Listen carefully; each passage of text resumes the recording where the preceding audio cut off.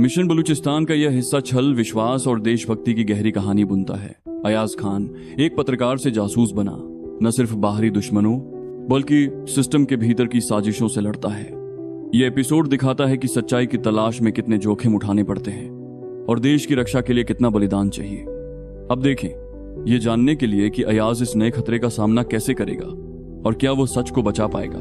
पत्रकार से जासूस बना अयाज खान कराची का एक नन्हा और निडर पत्रकार हमेशा सच्चाई की तलाश में रहता था। उसकी कलम भ्रष्टाचार और झूठ को चीरती थी। बलूचिस्तान में विदेशी हस्तक्षेप की उसकी ताजा खोज ने एक खतरनाक हकीकत उजागर की। भारत की खुफिया एजेंसी रॉ अलगाववादियों को हथियार और पैसे देकर अशांति भड़का रही थी। जितना गहरा अयाज खोज में उतरता, उतना ही उसका जीवन खतरे में पड़ता। गुमनाम धमकियों से लेकर उसके दफ्तर के बाहर जानलेवा हमले तक सब कुछ बदल गया। फिर भी अयाज का इरादा और मजबूत हुआ। एक रात एक रहस्यमय संदेश उसे सद्दर के एक मंद रोशनी वाले कैफे में ले गया। वहां ग्रे कोट में एक शख्स कर्नल आसिफ इजी ने उसे दो रास्ते दिए। पत्रकारिता जारी रखकर मौत को गले लगाए या एक जासूस बन जाए पत्रकार की आड़ में। अयाज ने दूसरा रास्ता चुना, न कि शोहरत के लिए बल्कि पाकिस्तान के लिए।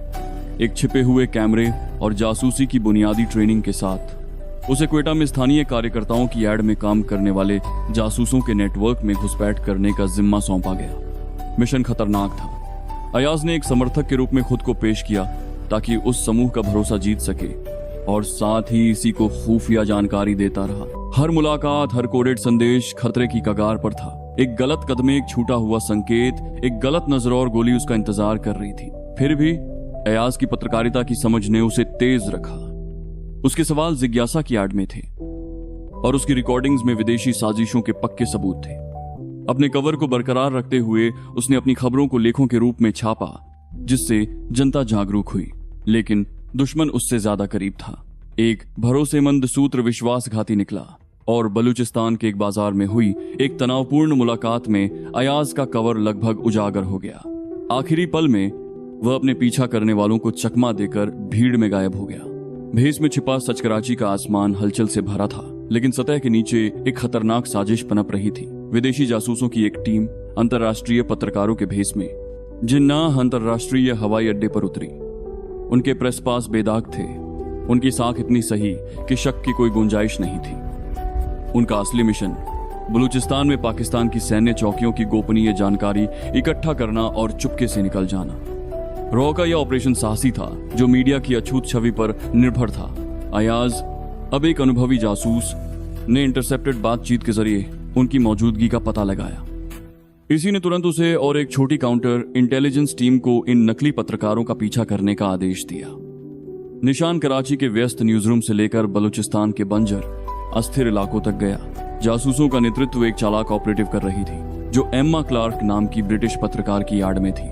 वे व्यवस्थित थे, स्थानीय प्रेस सर्किल में घुल मिल गए, रैलियों में हिस्सा लिया, कार्यकर्ताओं का इंटरव्यू लिया और चुपके से संवेदनशील जगहों का नक्शा तैयार किया। अयाज एक फ्रीलांस फोटोग्राफर के भेस में उनके हर कदम पर नजर रख रहा था। हर मुलाकात में तनाव चरम पर था। एक गलती और उसका भेद खुल सकता था। क्वेटा के एक धूल भरे कैफे में उसने एम्मा की कोडेड बातचीत सुनी, जिसमें एक सैन्य चौकी की तस्वीरें लेने की योजना की पुष्टि हुई। लेकिन जासूस कोई नौसिखिए नहीं थे। उन्हें पीछा होने का एहसास हुआ और अयाज एक दूरदराज के गांव में बिछाए गए जाल से बाल बचा, जहां सशस्त्र स्थानीय कुछ और ही थे।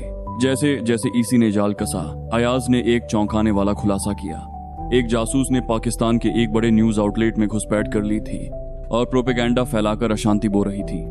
पत्रकार और दुश्मन की रेखा धुंधली हो गई, जिससे पूरी मीडिया की साख खतरे में पड़ गई। समय निकलता जा रहा था और अयाज और उसकी टीम ने बलूचिस्तान के पहाड़ों में एक जोखिम भरा जाल बिछाया। एक प्रेस कॉन्फ्रेंस की एड में उन्होंने जासूसों को लाइव प्रसारण में उनके असली चेहरों को उजागर करते हुए फंसाया। एपिसोड 3 का अंत अयाज के एक नए सुराग को देखते हुए होता है। एक लीक हुआ दस्तावेज जो इसी के भीतर ही एक गद्दार की ओर इशारा करता है। असली पत्रकार इस क्रॉसफायर में फंसकर अपनी साख बचाने की जंग लड़ रहे हैं, जबकि अयाज एक ऐसे मिशन की तैयारी करता है जो उसके अब तक के सारे प्रयासों को उलट पुलट सकता है।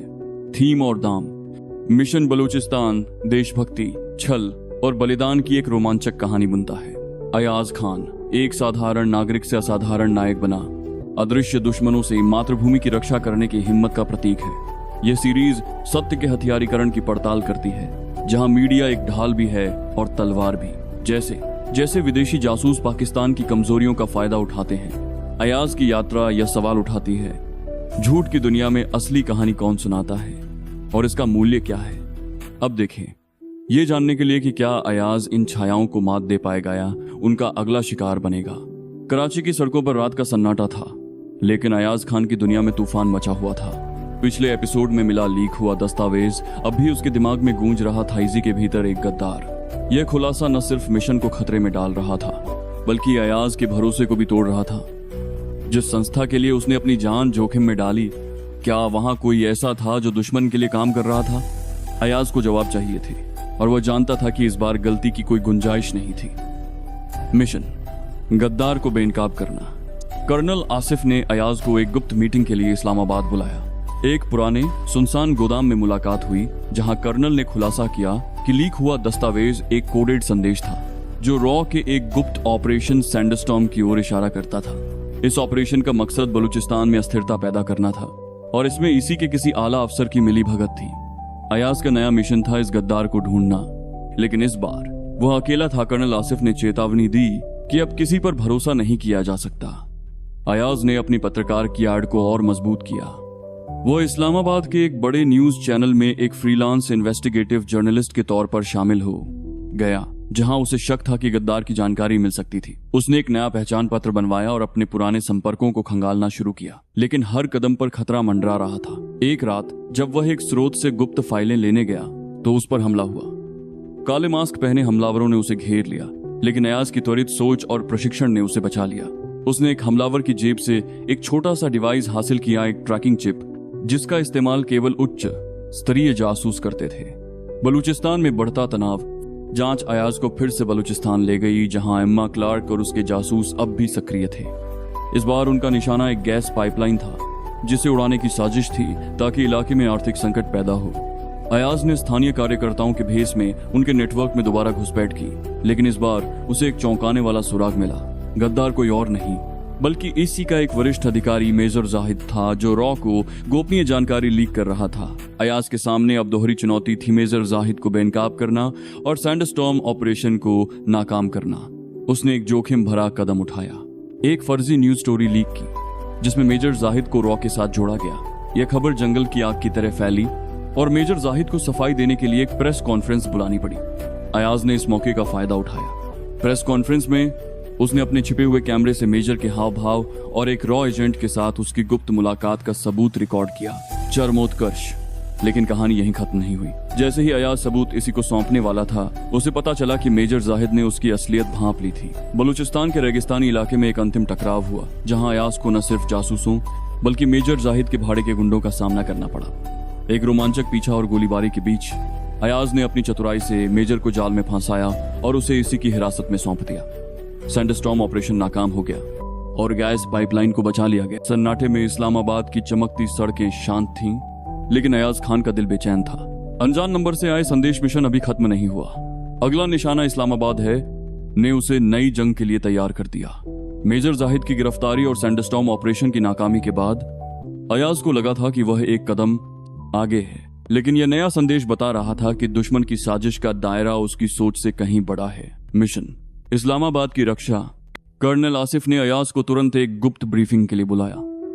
इसी के एक सुरक्षित ठिकाने पर अयाज को पता चला कि रॉ का अगला operation, code name shadow strike, Islamabad में एक बड़े राजनयिक सम्मेलन को निशाना बनाने की साजिश है। इस सम्मेलन में कई देशों के राजदूत और पाकिस्तान के शीर्ष नेता शामिल होने वाले थे। एक हमला न सिर्फ देश को हिला देगा, बल्कि अंतर्राष्ट्रीय स्तर पर पाकिस्तान की छवि को धक्का पहुंचाएगा। सबसे खतरनाक बात, इस साजिश में शामिल लोग अब भी पत्रकारों और राजनयिकों की आड़ में छिपे थे और एक नया खिलाड़ी सामने आया था, एक रहस्यमय महिला जिसे वाइपर के नाम से जाना जाता था। अयाज का मिशन था वाइपर को ढूंढना और साजिश को उजागर करना, लेकिन इस बार उसे अपने पत्रकारिता के हुनर को और गहराई से इस्तेमाल करना था। उसने एक अंतर्राष्ट्रीय न्यूज एजेंसी के लिए एक कवर स्टोरी पर काम शुरू किया, जो उसे सम्मेलन के करीब ले गई। उसकी आड़ थी एक विदेशी पत्रकार जो पाकिस्तान की सुरक्षा नीतियों पर एक डॉक्यूमेंट्री बना रहा था। इस भेस ने उसे उच्च स्तरीय हलकों में घुसने का मौका दिया, लेकिन हर कदम पर खतरा था। वाइपर की पहचान एक रहस्य थी, वह कोई भी हो सकती थी। सम्मेलन की आयोजक, एक विदेशी राजनयिक या यहाँ तक कि एक पत्रकार। साजिश का जाल अयाज ने इस्लामाबाद के चमचमाते होटलों और गुप्त मीटिंग रूम्स में अपनी जांच शुरू की। एक पुराने संपर्क, एक रिटायर्ड जासूस नासिर ने उसे एक सुराग दिया। वाइपर का एक सहयोगी सम्मेलन के आयोजकों में शामिल था और एक डिप्लोमेटिक पास के जरिए हथियारों की तस्करी की योजना बना रहा था। अयाज ने अपने छिपे हुए कैमरे और एक माइक्रो ट्रैकर का इस्तेमाल कर उस सहयोगी को ट्रैक किया, जो एक यूरोपीय दूतावास का कर्मचारी निकला। लेकिन जैसे ही अयाज सबूत इकट्ठा करने वाला था, उसे एक जाल में फंसाया गया। एक होटल की पार्किंग में उस पर हमला हुआ और इस बार हमलावरों के पास उन्नत हथियार थे। अयाज ने अपनी चपलता और प्रशिक्षण का इस्तेमाल कर भागने में कामयाबी पाई, लेकिन उसका ट्रैकर नष्ट हो गया। इस बीच बलूचिस्तान से खबर आई कि वहां फिर से अशांति भड़क रही थी, जाहिर तौर पर एक विचलन पैदा करने की कोशिश। अयाज को शक हुआ कि यह सब शैडो स्ट्राइक का हिस्सा था। उसने एक जोखिम भरा कदम उठाया, एक फर्जी न्यूज लीक, जिसमें यह दावा किया गया कि इसी को साजिश की पूरी जानकारी मिल चुकी है। यह लीक वाइपर को घबराहट में लाने के लिए थी और यह काम कर गया। वाइपर ने जल्दबाजी में एक मुलाकात तय की, जिसे अयाज ने अपने एक गुप्त माइक से रिकॉर्ड किया। रिकॉर्डिंग में वाइपर की आवाज और उसकी योजना का खुलासा हुआ। सम्मेलन में एक ड्रोन हमला, जो एक आतंकी हमले की तरह दिखे, लेकिन इसका मकसद पाकिस्तान को बदनाम करना था। चरमोत्कर्ष, अयाज और इसी की एक छोटी टीम ने इस सम्मेलन के दिन एक हाई रिस्क ऑपरेशन शुरू किया। अयाज ने वाइपर को एक प्रेस पास के जरिए सम्मेलन में प्रवेश करते देखा। वह एक जानी मानी न्यूज एंकर थी, जिसकी साख पर कोई शक नहीं करता।